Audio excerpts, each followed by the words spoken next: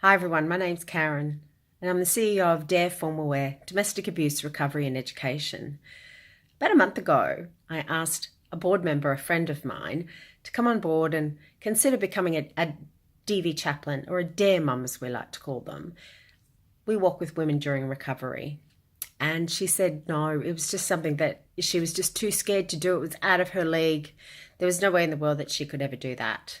And so recently I got called out by Department of Child Safety to go and assess a woman who had recently come out of domestic violence.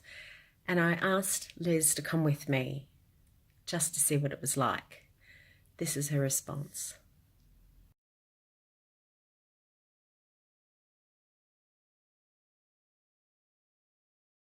Because your opinion's changed. Yes. It has? Yep. So you think you could do it now? Definitely. Definitely. Just explain to people. So, because you know what, going into being a DV chaplain, we think we have to be experienced, that we have to experience DV. And so we talked about that, you know, you've never been in a domestic violence relationship, but that doesn't mean that we don't have empathy for them. Oh, well, we got there and she answered the door and there was a couple of kids around. We went in, gave her a hug. To give her a hug. Yep. Hug's really important, yeah. You said just then that we listened to her story. That her partner was on ice. And so ice is actually really dangerous. Yep. So that was the first thing that we picked up on. And then I asked her how long he had been on ice for. So we need to know how long. The other thing that you picked up on was that she didn't have any family. Yeah. So I asked her where her family was. Yeah. Yeah. So that was you were able to determine, you know, what could be done to her. Because mum had died. Yeah. And dad was in jail. Yeah. Yeah. At the same time as she was saying that, she told you that she had a good support base in friends around her. And we asked that, you know, about did she have anybody around? So asking whether she was isolated, whether she needed somebody around all the time, and whether she had support. She did have support, which was really good. Yeah. So, and towards the end, we were sort of looking at any physical needs that she had. Yeah. Eventually, I think she said she needed a washing machine. Yeah. So that was something that you know, could help her with. Yeah. But once she understood, and that's where the education comes in, actually understood what ice does to those pathways in your brain, she kind of teared up a bit, didn't she? Yeah. And that was my cue then to go, honey, do you know what the red flags are for domestic violence? And she said no.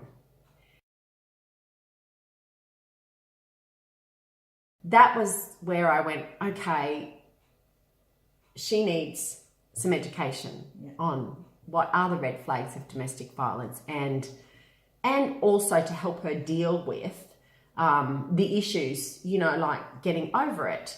And so I asked her if it would be, she would be open to going into DV counselling. See, we're not professionals, so all we do is refer. We're mums, we give hug, support, establish a relationship with them. And she said, yes, she would be. And so I told her that I would send her the number, and that was basically it. But like Liz said before that, she was a little bit scared about, she didn't know if she could actually do it. What about now? Could you do it now? Definitely could do it now. I just think it's more about being educated. So I had no knowledge of what to do. I was scared about the possibilities of what, you know, could happen. But for me, once I got the knowledge and I was able to see what you were doing. You saw me in action, in other words. And I just thought, well, I could do this. What are you being so scared for, you silly girl? Because really, what is it? It's a coffee and a chat, isn't it? It's exactly right. And I just thought, well, I can do that, and I can give these girls a hug, and I can give them information that I really didn't even know was out there myself, So I think if people are educated and are given information, they then can make the choice to go. The other thing that I was impressed with was the fact that in the back of my mind is the fact that here I am in somebody's place, and I have tools available to help her to make good decisions and possibly save her life. Yeah. And that to me is more, satisfying than anything else. So. Yeah. Look, one of the key things with this one is because the perpetrator was on ice, you could actually see the light bulb go on with this young woman, where she realised that no matter what he said, he was never going to change. And that's where we saved her life for me, is that once she knew that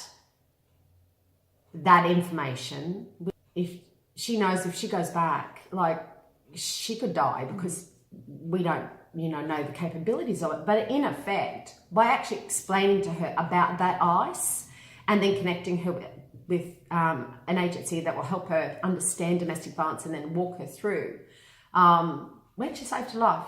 Yeah.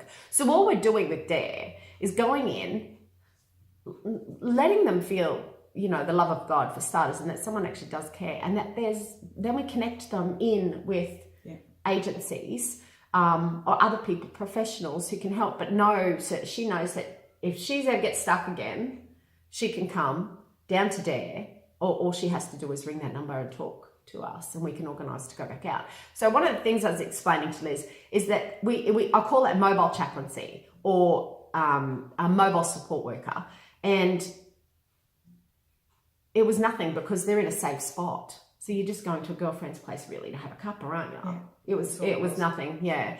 But that's the same that we do down at DARE. It's the same process that we use, the same process that when we went out and we met this young girl, gave her a hug and a cup of tea. That's what we do down at DARE. They come in, they get referred to us, we make them a cup of tea, make sure that she's got a hug, that she knows that she's safe there, there's cameras and everything up, and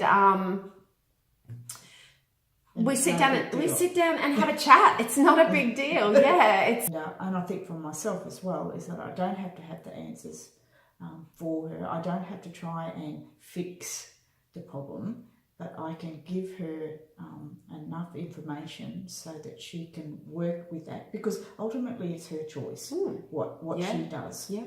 And if I can be part of facilitating her to make that choice to either move out or move away or get in contact with people that she needs to get into contact with, then I feel like I've done my part. Yeah. Well, we don't know if we saved her life or not, but that's... No, but you're part of that situation where you can give her numbers or names of people or organisations that can help her. Yeah. And it's just part of that link in getting her into, a good space. Yeah. And, I guess that's what excites me. So the scaredy cat it's gone? We can't call you scaredy cat Liz anymore? Not gone completely. It's just a little meow now. Yeah, it's a little meow. There we go. You know what? We need women. We need mums. Yes. It's mums. Yeah. They need mums.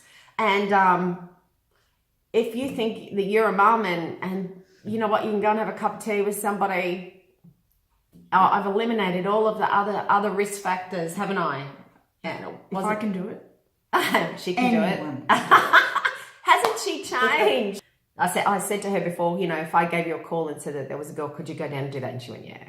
Thank you for watching so long, but we really do need help. So please get this out there if you can, and please consider coming on board. You don't need to be skilled in anything. You just need to be a godly woman, or men, because we work with men too, who can actually go and sit down and listen and know where to refer people. So thank you so much for watching, and thank you, Liz. No worries. Meow, Liz. See ya. DARE provides all the training. We do it all for free. It is safe. You are secure. There is nothing to it other than having a coffee and a chat with a lady in need, and I will teach you everything else that you need to know.